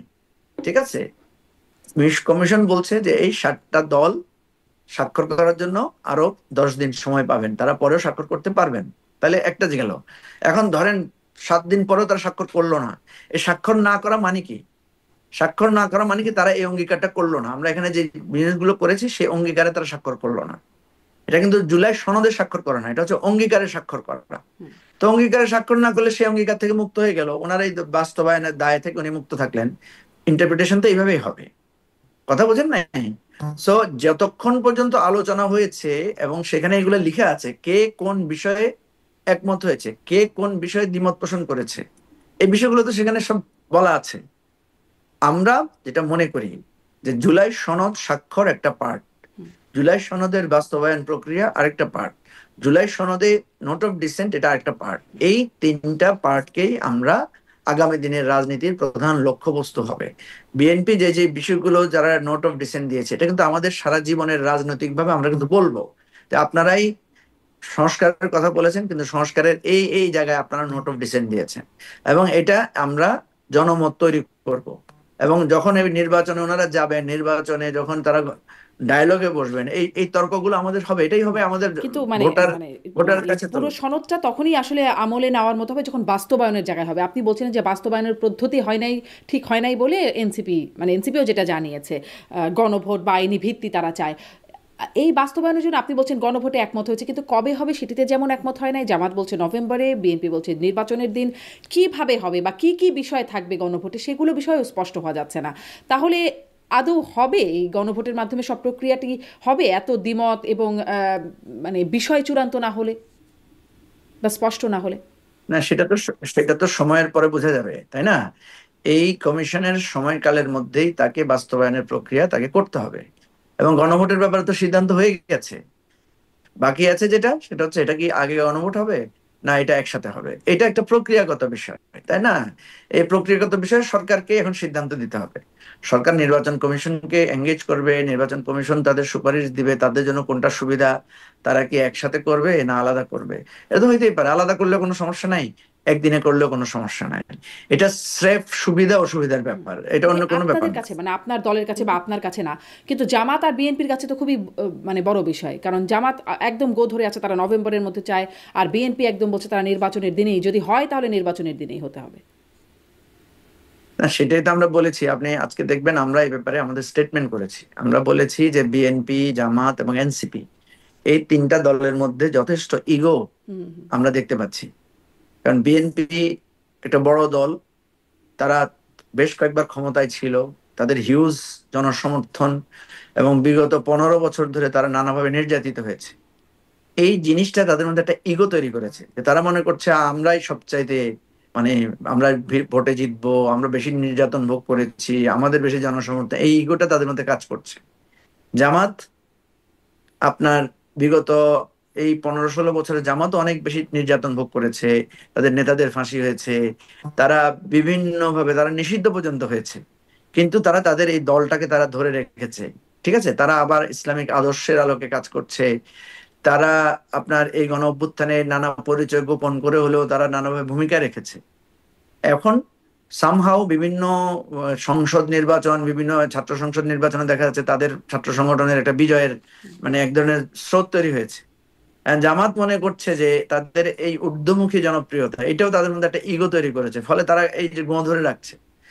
ঠিক তেমনি ভাবে আপনার এনসিপি কেও দেখা যাচ্ছে তারা নিজেদেরকে এই গণ অভ্যুত্থানের প্রধান নেতৃত্ব দানকারী যে ফিগার গুলো আছে সেগুলোই হচ্ছে আমাদের এনসিপির প্রধান নেতৃত্বে। এবং তারা মনে করছে যে তাদের, বা মনে করে না, আমি মনে হচ্ছে এটা বাস্তব, তাদের আহ্বানেই কিন্তু সারা দেশ সাড়া দিয়েছে, জাতি সাড়া দিয়েছে। সুতরাং এটাও তাদের মধ্যে একটা ইগো আকারে কাজ করছে। এই 3 ইগোর মাঝখানে আছে সরকার, এবং সরকার কিন্তু এই 3টা দলকে গুরুত্বপূর্ণ দল আকারে বিবেচনাও করছে। আমেরিকা যাওয়ার সময় তাদেরকে সাথে করে নিয়ে গেছে। সেজন্য আমরা বলছি এই 3 দলের ইগো এবং সরকারের সমাধানের মধ্যেই রয়েছে আমাদের এই সবকিছু মোটামুটি সমাধান। আমরা তো স্বাক্ষর করে ফেলেছি, এখন সরকারকে এই 3 দলের ইগো কমিয়ে একটা সমাধানে পৌঁছতে হবে। সমাধানে না পৌঁছলে জনগণ বিচার করবে, জনগণ দেখবে যে কার ইগোর কারণে কি সমস্যা হচ্ছে। ঠিক আছে, এখন ধরেন সরকার যদি সিদ্ধান্ত দেয় যে ঠিক আছে নভেম্বরে গণভোট হবে, বিএনপি এটার বিরোধিতা করবে, মানুষ তখন দেখবে যে বিএনপি এটাকে অন্যায়ভাবে বিরোধিতা করছে। আবার সরকার যদি সিদ্ধান্ত নেয় যে না একই সাথে ভোট হবে, কারণ আমাদের এই সুবিধার কারণে আমরা একসাথে করব, তখন যদি জামাত কোনো প্রতিবন্ধকতা সৃষ্টি করে, তখন জনগণ চিন্তা করবে যে ঘটনা কি, আপনার গণভোট তো হচ্ছে, আপনার প্রতিবন্ধকতা করছেন কেন? সুতরাং এটাকে আমরা একটা রাজনৈতিক সমর্থন এবং মানুষের বিচার বিশ্লেষণের জায়গায় আমরা রাখতে চাই। আমরা অনুরোধ করছি বারবার যে আপনারা তিনটা দল, আপনাদের যথেষ্ট এক একজনের এক এক দিক থেকে অনেক অবদান আছে, আপনারা ইগোটা ত্যাগ করেন। আমরা অনেক সমাধানের কাছাকাছি চলে আসছি, একদম তীরের কাছাকাছি আসছে। সুতরাং এটাও আমি মনে করি সরকার চাইলে এটা সমাধান করা সম্ভব। সরকার চাইলে সমাধান, কিন্তু ইগো যদি না কাটে তাহলে সমাধান হয়েও আবার শেষ পর্যন্ত ওই যে তৈরি হয়তো ডুববে।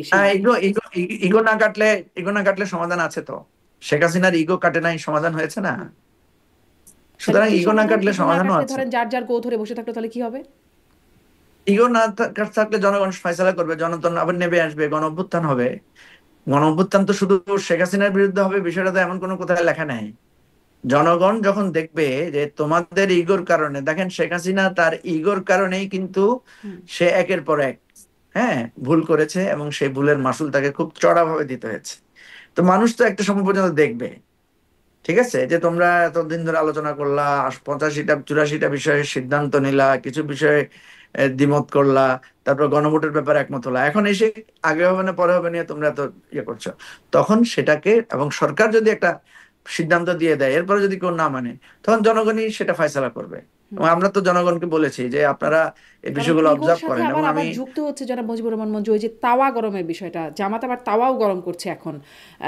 মানে গরম হতে হতে সেই গরম চুলায় গিয়ে কি অবস্থায় গিয়ে পড়বে সেটা তো একটা চিন্তার বিষয়ই বটে বলে মনে হয়। তার মানে আবারও একটা অস্থিরতা, আবারও একটা গণঅভ্যুত্থানের শঙ্কা আমাদের মানে মনে রাখতেই হবে। হ্যাঁ, তা তো রাখতেই হবে। আপনি আপনি আইন মানবেন না, আপনি মানুষের রায় শুনবেন না, আপনি ইগো নিয়ে পড়ে থাকবেন। আপনি কত বড় লোক ছিলেন, কত মানুষের ছিল, আমরা বিশাল বিশাল জনসভা জামাত বিএনপি করেছে না, তো বড় বড় জনসভা করে কি তারা সরকারকে হটাতে পেরেছে? পারে নাই তো। সুতরাং এগুলো কি মানুষ ভুলে গেছে এত তাড়াতাড়ি? ভুলে যায়নি। তার মানে কি নির্বাচনটা ফেব্রুয়ারিতেই হবে? ফেব্রুয়ারিতেই হবে বারবার বললেও প্রশ্নবোধক রয়ে যাচ্ছে। মানে আবারও যদি গণঅভ্যুত্থানের সংখ্যা থাকে, ইগো না হলে, আবারও যদি অস্থিরতার সংখ্যা থাকে, তাহলে কি নির্বাচনটা আসলেই প্রশ্ন রয়েই গেছে এখনো? হ্যাঁ, নির্বাচন তো প্রশ্নবিদ্ধ হচ্ছে ওনাদের এই ইগো সংকটের কারণে। ওনারা যদি নির্বাচন চান তাহলে ইগো কমিয়ে ইলেকশনে চলে যাবেন, তারা একটা সিদ্ধান্তে পৌঁছে যাবেন। এখন তো আমরা খুব কাছাকাছি চলে আসছি। এখন হচ্ছে গণভোটটা কবে হবে, নভেম্বরে হবে না একসাথে হবে, বাস এটা একটা ফয়সালা হয়ে গেল তো হয়ে গেল। আরেকটা হচ্ছে বাস্তবায়নের প্রক্রিয়া কি, এটা কি আদেশের মাধ্যমে হবে না অধ্যাদেশের মাধ্যমে হবে, ব্যাস এটা একটা সেটেল করে ফেললেই তো হয়ে গেল।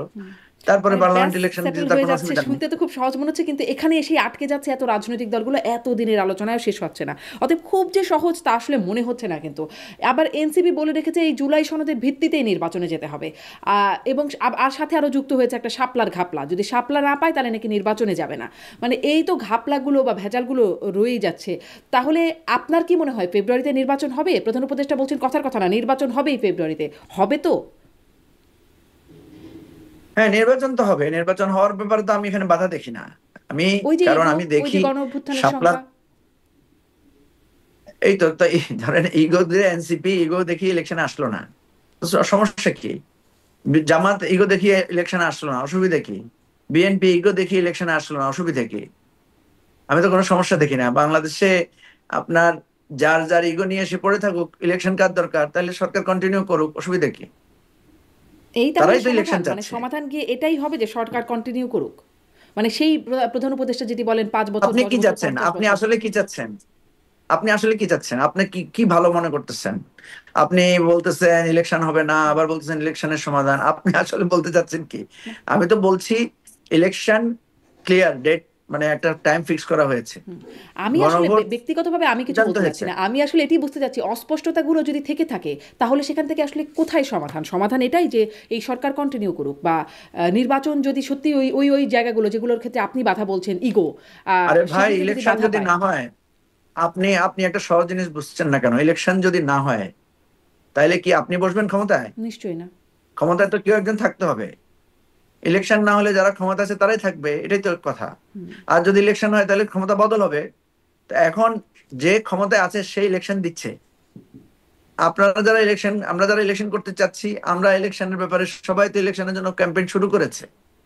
একটা ইগো, একটা ডিসিশনের জন্য এটা পথে আছে। এটা সমাধান না হলে যারা ইলেকশন দিচ্ছে তারা ইলেকশন করবে কিভাবে? আপনাকে তো ইলেকশনে যাইতে হবে, আপনি শাপলা ছাড়া ইলেকশনে যাবেন না, আপনি নভেম্বরে না হলে যাবেন না, তো ওই ওই ভদ্রলোক ইলেকশন দিবে কিভাবে আপনি না গেলে? কথা তো পরিষ্কার।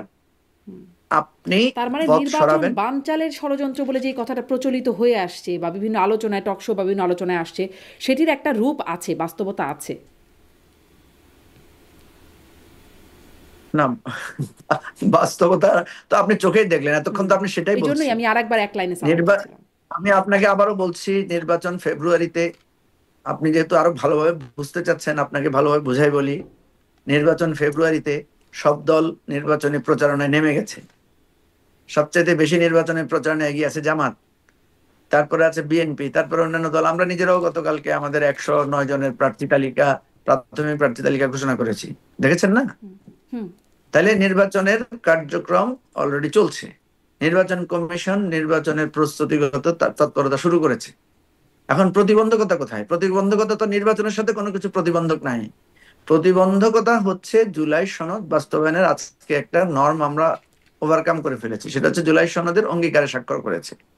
দেন হচ্ছে এই জুলাই সনদটা সরকার একটা আদেশ দিবে, তারপরে এটার ভিত্তিতে একটা গণভোট হবে, এবং গণভোট হওয়ার পরে আমরা ওই যে আপনি যে সংখ্যাগুলো বললেন যে কাউকে আনা হয়েছে না, কার মতামত নেওয়া হয়েছে কিনা, এই জায়গাটা একটা পরিষ্কার থাকবে। এবং নেক্সট পার্লামেন্ট তারা বাউন্ড হবে যে এই জুলাই সনদের ভিত্তিতে রাষ্ট্রটা পরিচালনা করার জন্য। এবং এই জুলাই সনদের ভিত্তিতেই 10 বছরের জন্য প্রধানমন্ত্রীর মেয়াদ ঠিক হবে।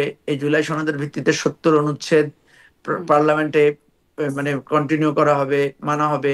এই জুলাই সনদের ভিত্তিতে সুপ্রিম কোর্টের লোয়ার ডিভিশন গুলো ডিস্ট্রিবিউট করা হবে। এই জুলাই সনদের ভিত্তিতেই মানে আমাদের পরবর্তী কার্যক্রমগুলো, যেমন প্রধানমন্ত্রী, লিডার অফ দ্য অপোজিশন, এরা পরামর্শ করে একটা কমিটির মধ্য দিয়ে নিয়োগগুলো হবে। এই দিস এন্ড দ্যাট যত টোটাল কার্যক্রমটা আছে।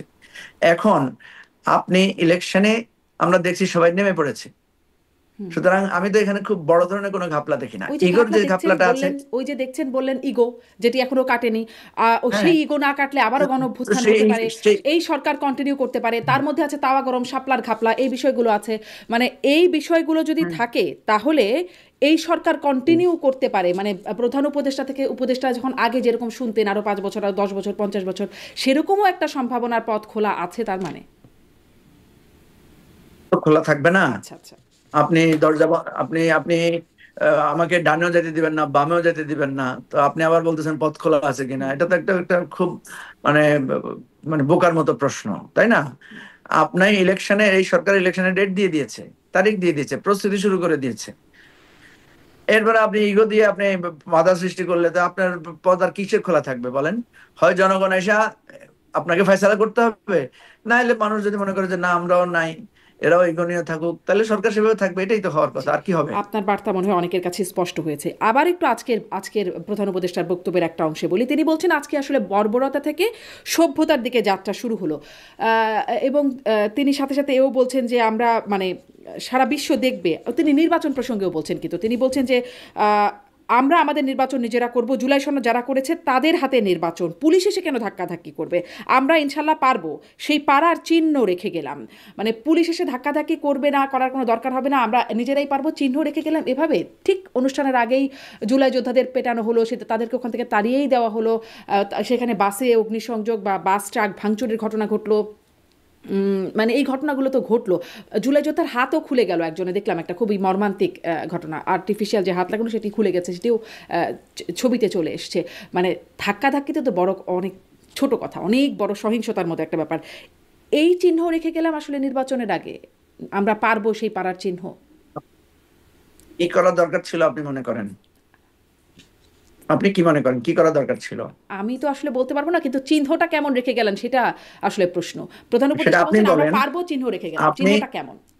আপনি আপনি নিজেই বলেন না চিহ্নটা কেমন। ধরেন এই যে আজকের যে আয়োজনটা হয়েছে, এটা অনেক দিন আগে থেকে আয়োজন না? হুম। আমাদের এত আলোচনা হলো, জুলাই সনদ ফিক্স হলো, সবকিছু হলো, পাবলিকলি ডকুমেন্টস করা হয়েছে না? হুম। তো তো জুলাই যোদ্ধারা এতদিন এটা নিয়ে আপত্তি, যারা আজকে আসলেন এখানে, তারা এতদিন কি তাদের কিছু শুনেছেন? আপনি তাদের কোনো আপত্তি শুনেছেন? আমি আপনাকে প্রশ্ন করছি, না না শুনেছেন না, এদের জুলাই আপত্তি? যোদ্ধারা তো এভাবে এসে সামনাসামনি রাস্তায় নেমে আপত্তি করে নাই। রাস্তায় নিয়ে আপত্তি করে নাই। তারা কি কোনোদিন আমাদের আমরা যে কমিশনে যে ফাইনাল করলাম, চূড়ান্ত করলাম, পরশুদিনও প্রধান উপদেষ্টা গিয়ে সেখানে ফাইনাল করলেন, তারা কি সেখানে গিয়ে প্রতিবাদ জানিয়েছেন? না কোনো স্টেটমেন্ট করেছেন? কোনো স্মারকলিপি দিয়েছেন? না করেন নাই। তাহলে কেন, না একটা তাহলে সংবাদ জুলাই সম্মেলন যোদ্ধারা এসে গেলেন, করেন? জুলাই যোদ্ধারা আসলেন, জুলাইয়ের সম্মুখ সারির নেতৃত্ব তারা আসলেন না, জুলাই যোদ্ধারা এসে এবং না জামাতের আমির আমি এই তো আমি তো সহিংসতার ঘটনায় প্রতিবাদ করছেন, না না না, নিন্দা আপনি কথা জানাচ্ছেন। ঘুরাবেন না, আপনি কথা পাশ কাটাবেন না। আপনাকে আমি যেটা জিজ্ঞেস করছি সেটার জবাব না না, দেন। আমি আসলে উত্তর কথা দিতে পারবো না, আমি হচ্ছে শুধু যে প্রশ্নই করব না যে না এটা না, আসলে কেন হলো, আপনাকে এটা উত্তর কিভাবে না, কেমন হলো। আপনাকে উত্তর দিতে হবে। আপনি যখন আমাকে প্রশ্ন করবেন, সেই প্রশ্ন কেন করছেন সেটার উত্তর আপনাকে দিতে হবে। প্রথম কথা হলো, আপনি প্রশ্ন করলেন যে তাদেরকে কেন পিটানো হলো। তো আমি তো আপনাকে প্রশ্ন না, করলাম যে আমি তারা কেন পেটানো কেন হলো সেই আসলো। প্রশ্নটা করি নাই, আমি প্রশ্ন করছি কেমন না চিহ্ন রেখে করেছেন যাওয়া হলো, আপনি, যেই চিহ্নের কথা প্রধান না না উপদেষ্টা না, আপনি বলছেন। আপনি প্রশ্ন করেছেন তো যে কেন তাদেরকে পিটানো না হলো, না, আমি এই তাদের হাত প্রশ্নটা খুলে করি গেল, নাই। বললেন না? না, না কেন আপনি পেটানো বললেন হলো না না, হাত তারা খুলে গেল, তারা বাধা প্রয়োগ করছিল, পুলিশ বাসে তাদের সরিয়ে অগ্নিসংযোগ দিয়েছে করা এবং হলো। সহিংসতা হয়েছে।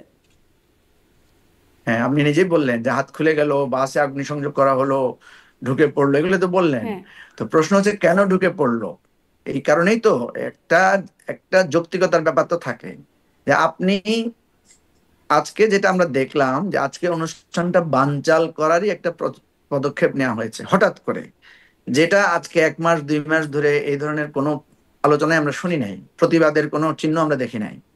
তো যখন কেউ এসে, আপনার ধরেন আপনার আপন ভাইও এসে যদি আপনার বিয়ের অনুষ্ঠানে এসে কোনো, তার বিয়েতে কোনো অমত নাই, দ্বিমত নাই, সে কখনো কোনো কিছু বলে নাই, বিয়ের দিনে এসে সে যখন হাঙ্গামা করতে আসবে, আপনার তখন করণীয় কি?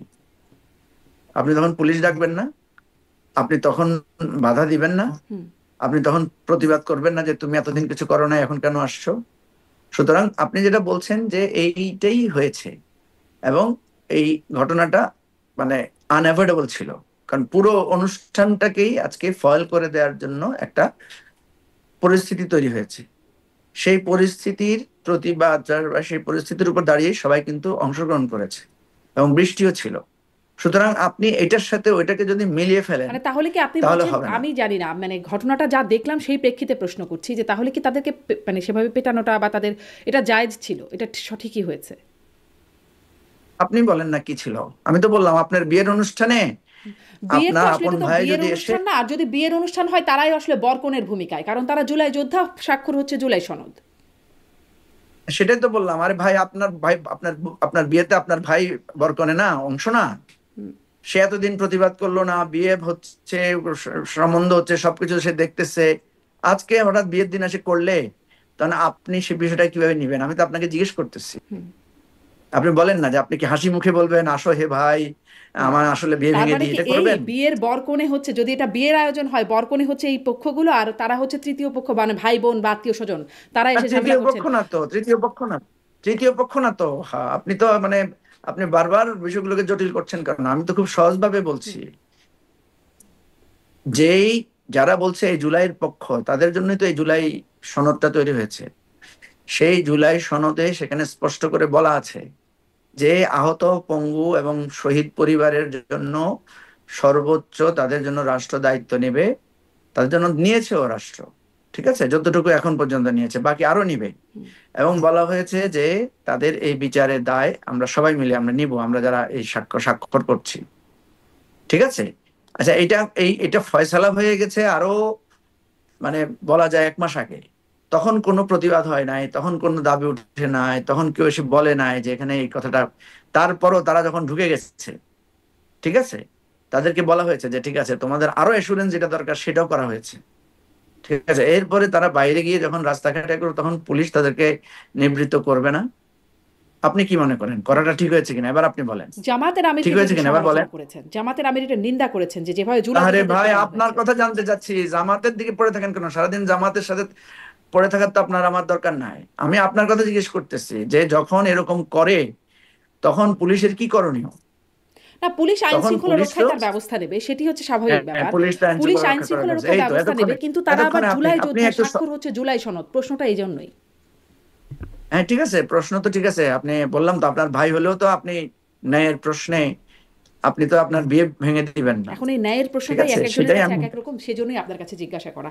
মানে জামাতের আমির হ্যাঁ খুবই সেটাই তো গুরুত্বপূর্ণ বললাম। ব্যক্তি, তিনিও এই প্রসঙ্গে হ্যাঁ ঠিক বলছেন। আছে, এটা জামাতের আমিরকে একদিন আপনার প্রোগ্রামে ডাকবেন, হুম। ডেকে ওনাকে প্রশ্ন করবেন, তাহলে ভালো হবে, ঠিক আছে? জি, আপনি যেহেতু কি এটা এতই বলতে পারেন আপনার জামাতের জামাতের প্রতি আমির এত কেন প্রীতি। আসলেন না আজকের প্রোগ্রামে? মানে অবশ্য তাদের না প্রতিনিধি আমি আসছেন। বলতে পারবো না। হ্যাঁ, আপনি জামাতের কাউকে মিটিং এ ডাকবেন, আপনার শোতে ডাকবেন, ডেকে তারপর জিজ্ঞেস করবেন, সেটা ভালো হবে। অথবা ওনার ফোন নাম্বার কালেকশন করে ওনাকে ফোন আছে করে আমার জানতে কাছে পারেন। আছে, আমি কথা বলি মাঝে সমস্যা মাঝে, নেই। মানে আমার শোতে আসেন আর ঠিক কি, আছে, সেই হ্যাঁ অনুযায়ী কথা হ্যাঁ, হয়। তাহলে আপনি কথা বলে নিন, সেটাই ভালো হবে আপনার জি, জন্য। সুযোগ পেলে নিশ্চয়ই কথা বলবো, এমনি তো তার কথা হয় না, অনুষ্ঠানের আমন্ত্রণ জানানোর সুযোগ পেলেই তখন একটু কথা হয়।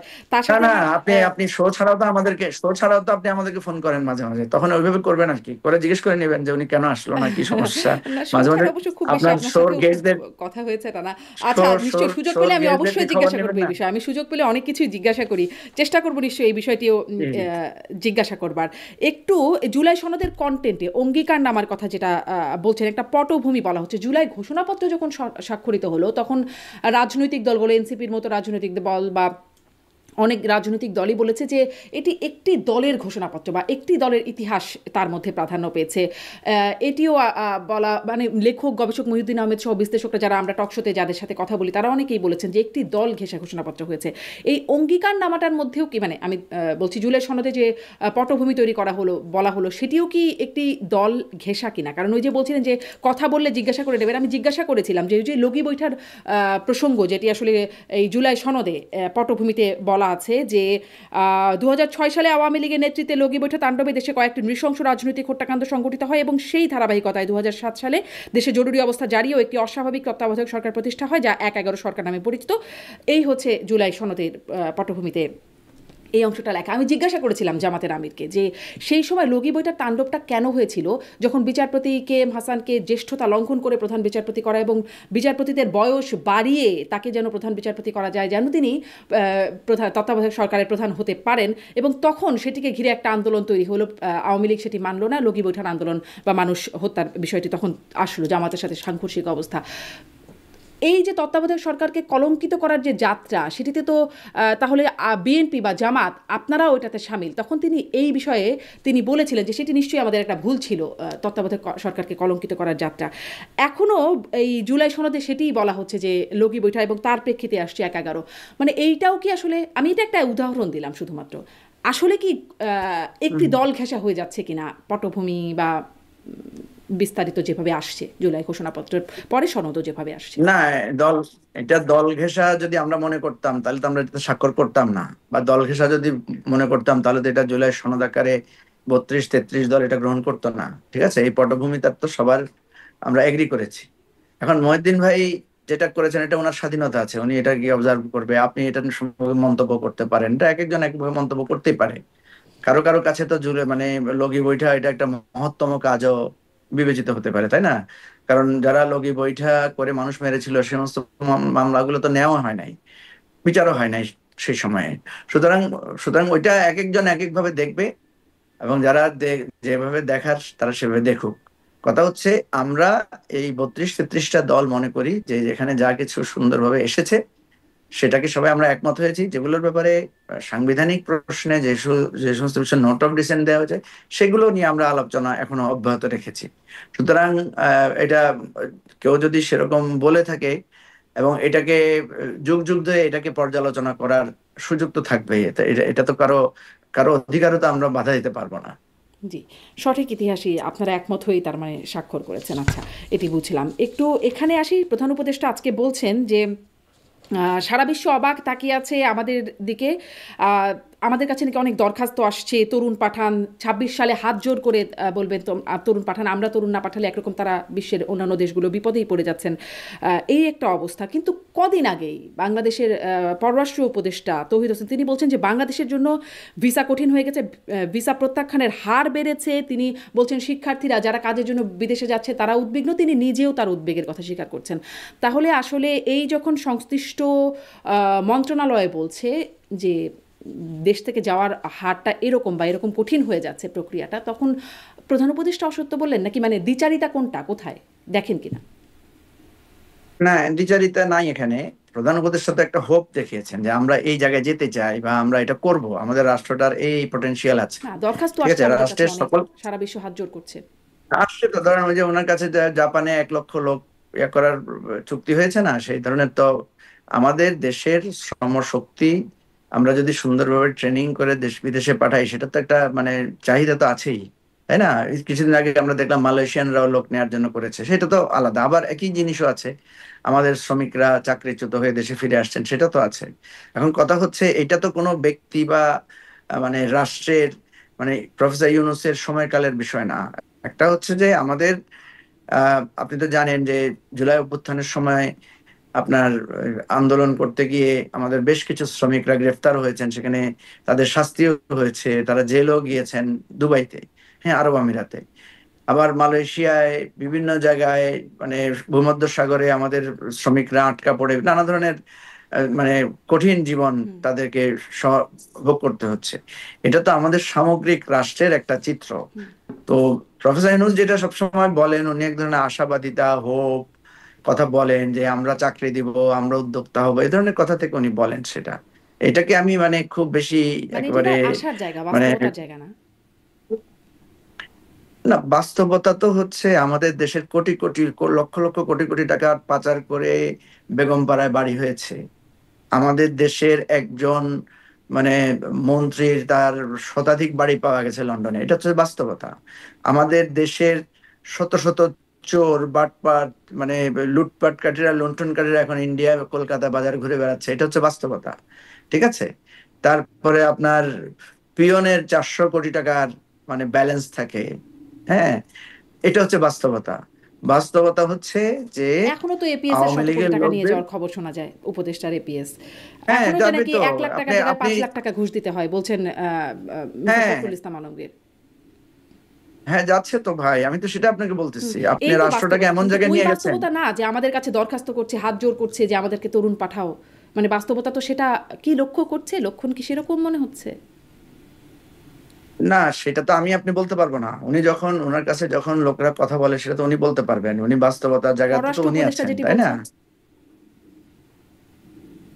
না, পররাষ্ট্র উপদেষ্টা কি বলেছেন যে আমাদেরকে লাথি মারতেছে না, লোকেরা, লাথি যে মারতেছেন তা বাইর বলেন করে নাই, দিচ্ছে, কিন্তু এভাবে বলছেন বলছেন? যে আমাদের তাহলে কি আসলে তিনি বলছেন? উদ্বেগ প্রকাশ করছেন শিক্ষার্থীদের জন্য, যারা কাজের জন্য যাচ্ছেন তাদের জন্য অনেক কঠিন হয়ে যাচ্ছে, এর জন্য আমরা নিজেরাই দায়ী, এই ভাই, বিষয়গুলো কঠিন তো একটা একটা একটা জিনিস হচ্ছে, একটা জিনিসের দুইটা দিক তো থাকেই, তাই না? আমাদের ঢাকা শহরে 5 স্টার হোটেল বাড়তেছে না? বাড়তেছে তো। আবার আমাদের বস্তিতে, আমার রাস্তায় ঘুমানোর লোক তো বাড়তেছে। দুইটাই তো বাস্তবতা, দুইটাই তো সত্য। আমাদের কাছে শ্রমিক চাচ্ছে, আমাদের কাছ থেকে দক্ষ শ্রমিক চাচ্ছে, আমাদের বাংলাদেশের চাহিদা আছে, এটা তো সত্য বাস্তবতা।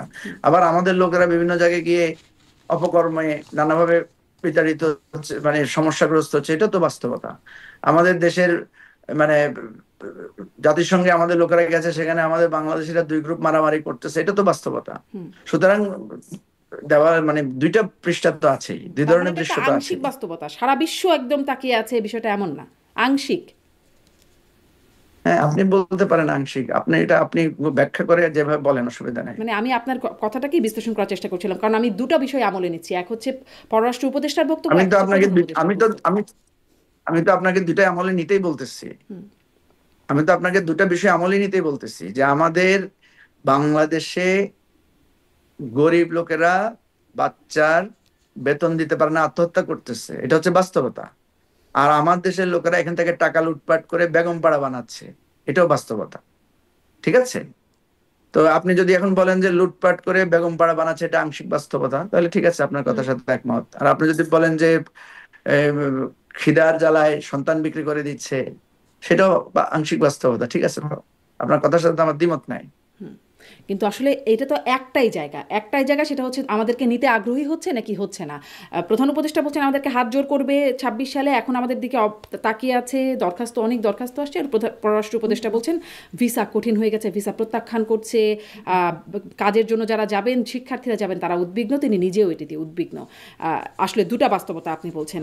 শেষ আপনি প্রশ্নের বলেন দিকে আসি একটা যে জায়গায় তিনি, যাবে, জি, আর যোগ করেন, আপনি যদি বলেন বলেন। একটা একটা একটা জায়গায় যাবে শিক্ষার জন্য, আর একটা জায়গায় যাবে যে চাকরির জন্য, দুইটা তো আলাদা। আপনি দুইটাকে জটিল করে ফেলতেছেন কেন? আমি তো বলতেছি যে আমাদের শ্রমশক্তির, শ্রমবাজারের যথেষ্ট পটেনশিয়ালিটি আছে। আমাদের শ্রমবাজারের দরজা খুলতেছে, মালয়েশিয়ায় খুলতেছে, সৌদি আরবে, তারপরে আপনার যেটা বলেছে জাপানে, এটা তো খুলছে, এটা তো বাস্তবতা, এটাকে আপনি অস্বীকার করতে পারেন? জাপানে যে 1 লাখ লোক নিয়োগের প্রক্রিয়া চলছে, চেয়েছে, এটা কি মিথ্যা? আপনি কিন্তু বলেন। সেটাই, কিন্তু পররাষ্ট্র উপদেষ্টা বলছেন যে কাজের জন্য যারা যাবে তাদের জন্য কঠিন হয়ে যাচ্ছে, ঠিক শিক্ষার্থীদের আছে, জন্য। তো আপনি একটা জিনিসকে এত পেঁচাচ্ছেন কেন? আমি তো বলতেছি যে ভাই, আমি তো বলতেছি 400 কোটি টাকা পিয়নও রাখছে, এটাও বাস্তবতা। শেখ হাসিনা বলে না এটা? হুম, বলেছেন। বলছে তো। তো তো এটা তো আপনি, এটা অসুবিধা কোথায়? শেখ হাসিনা একদিকে একটা বলতেছে, আরেকজন বলতেছে আমরা খুব সৎ ভালো। ভালো লোকও তো আছে শেখ হাসিনার গ্রুপের মধ্যে, একটা দুইটা ভালো লোক থাকতে পারে না? তো আপনি এই দুইটা কথাকে নিয়ে এইটা বললো কেন? ওইটা কোনো, দুইজনেই সত্য কথা বলছে, ঠিক আছে? জি, মানে দুইজনেই দুজনেই সঠিক সত্যি কথা কথা বলেছে। বলছেন। একজন হচ্ছে আমাদের দিকে অনেক দরখাস্ত আসছে, আর একদিকে আমরা খুব প্রত্যাখ্যাত হচ্ছি, আমরা কাজের জন্য কঠিন হয়ে যাচ্ছে, দুটোই একসাথে সত্যি কথা। তাহলে সবশেষ জায়গায় আসি, প্রধান উপদেষ্টা আরো একটা বিষয় বলছেন, আপনি গভীর সমুদ্র কোনটাকে বন্দর মিথ্যা করে মনে দেওয়ার কথা করছেন তিনি। বলেন তো? আপনি কোনটাকে মিথ্যা মনে করছেন? আমি বিষয়টা বুঝতে পারছি না বলে আপনার কাছে প্রশ্ন করছি, যে আপনি ওখানে ছিলেন বা পুরো উপদেষ্টাদের সাথেও আমি তো যাতায়াত করেন। আপনাকে ব্যাখ্যা করে, আমি তো আপনাকে ব্যাখ্যা করে বোঝানোর পরও আপনি বুঝতেছেন না। আপনি এত কম বুঝেন কেন?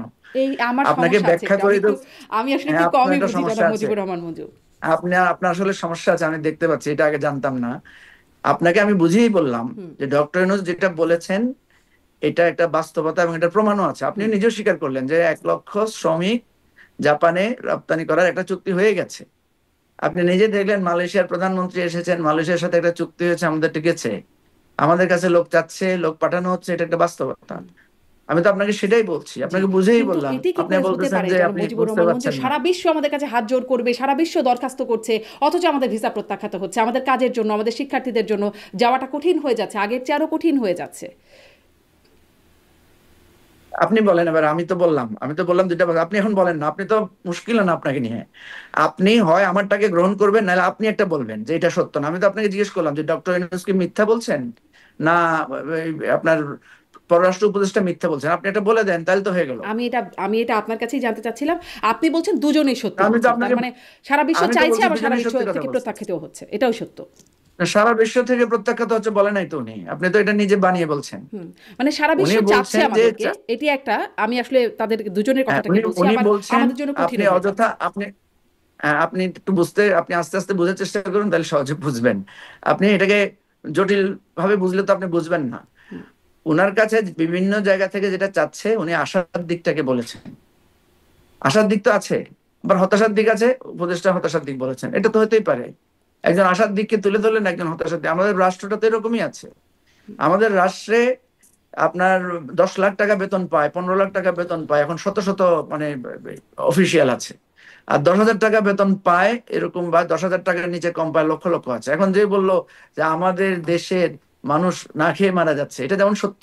আর আমাদের দেশের 5 স্টার হোটেলে খাবার অপচয় হচ্ছে, দুটোটা তো খাবার প্রসঙ্গে। হুম। তো আপনি দুইটাকে একেবারে মানে জটিল করছেন কেন? আমি তো আপনাকে বলছি যে দুইটাই সত্য। একদিকে রিফিউজ হচ্ছে, বিভিন্ন জায়গায় ছাত্রদের ব্যাপারে উনি বলেছেন, আর উনি বলেছেন শ্রমিকদের ব্যাপার নিয়ে। আপনি এটাকে এত জটিল করে ভাবার দরকার নাই, ঠিক আছে? হুম, শুধু ছাত্রদের ব্যাপারে বলেন নাই, উনি কাজের ক্ষেত্রেও বলছেন যে কাজের জন্য যারা যাচ্ছেন তাদের জন্য আরে ভাই, আছে। আপনি তো আমার কথা নিচ্ছেন না, তো নিচ্ছি বলে নিচ্ছি, ফেলেন আপনার না কথা আপনি নিচ্ছি, যে আপনি আপনার, বলছেন দুটাই আপনি বাস্তবতা। বলেই ফেলেন না যে উনি মিথ্যা কথা বলছে। আপনি তো আবার ভাই না, ঝামেলা আপনি বলছেন করতেছেন। দুটাই আপনাকে তো বললাম বাস্তবতা, যে আচ্ছা আপনি, আপনার কথা নিলাম, মানে সেটি তো এখন। আপনি বলেন যে দুইটা বাস্তবতা না, তাহলে তো হয়ে গেল। জি, আমার আপনি কাছে, বলে মানে দেন আমার যে কাছে দুইটা এটাই বাস্তবতা খটকা না। লাগছিল, শুনেন, একসাথে দুটো কি করে বাস্তবতা হতে আপনার পারে, তো, আপনি বলছেন আমি দুটোই বলছি কি, বাস্তবতা। আপনার আপনার সাথে আমার যে আলোচনা, এটা তো দর্শকরা দেখছে, তাই না? হুম, হয় আমারটা সঠিক, নাহলে আপনারটা সঠিক। আপনি বলেন যে ওনারা দুজনে ধাপ্পাবাজি করছে, বলে ফেলেন, তাহলে না তো হয়ে গেল। আপনারটা সঠিক বা আমি তো আমারটা সঠিক বলছি, না, হয় প্রধান উপদেষ্টা সঠিক, না হয়তো পররাষ্ট্র উপদেষ্টাটা সঠিক, আমি এটা জানতে চাচ্ছিলাম যে কোনটা সঠিক, আপনি বলছেন আপনি দুটাই বলেন, সঠিক। আপনি, আমি তো বলছি দুইটাই সঠিক, দুটাই আপনি সঠিক, বলেন জি। যে ক্যাপটা আমি সঠিক। তাহলে পরের প্রশ্নে যাই। মানুষ আসলে এটা, এখান থেকে আপনার বিশ্লেষণটা নিশ্চয়ই আমলে নেবে যে দুটাই সঠিক, একই সাথে আমাদেরকে সারা বিশ্ব থেকে আমাদের জন্য আবেদনও আসছে, হাত জোর করেও বলছে পাঠানোর জন্য, আবার আমাদের জন্য একই সাথে কঠিনও হচ্ছে, দুটোই আসলে বাস্তবতা।